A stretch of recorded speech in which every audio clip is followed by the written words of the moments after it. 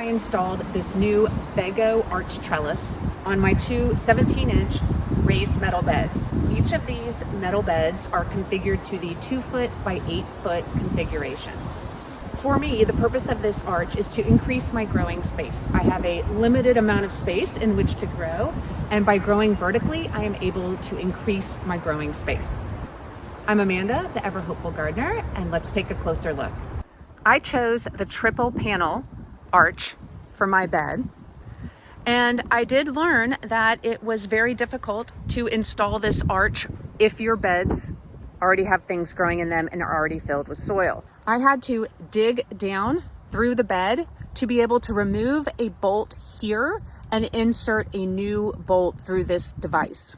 And in some areas, this was more difficult than others. I have garlic growing here, and I was having to be very careful to dig down without disturbing the garlic, and I found it extremely cumbersome. So my recommendation is, if you are planning on installing one of these arches, either do it when you have nothing growing in your beds and it's okay to dig down in the soil, or plan ahead and do it before you've filled your beds. Another important thing to take note of is that with this arch system from Vego, your beds have to be exactly 4.5 feet apart. And because my garden is already established, this was the only location where that measurement worked. Something else to note, this is not a Vego bed. This is a Vego bed. The instructions indicate that you are supposed to put one of these pole holders in the first hole and one in the 5th. But because this is a different bed company, you can see here that it does not have a 2nd and a 5th bolt hole. So I decided to just rig it a little bit different. I put it in the 1st and the 4th. So you can work this trellis even if you don't have Vego beds. You just might have to alter the installation a little bit. Cannot attest to the durability of this trellis yet, since I just installed it yesterday, but it does seem very sturdy. I also cannot attest to growing anything on it because I haven't had a chance to plant anything.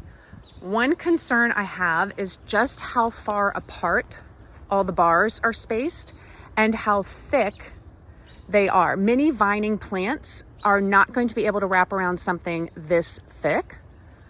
So what I'm going to do over here, where I'm planting pea seeds today, I have added some jute twine to help the peas climb up the trellis. So depending on what you're growing, you may need to add some wire or some garden twine to help your plants climb up this trellis. This trellis did take me quite a bit of time to install.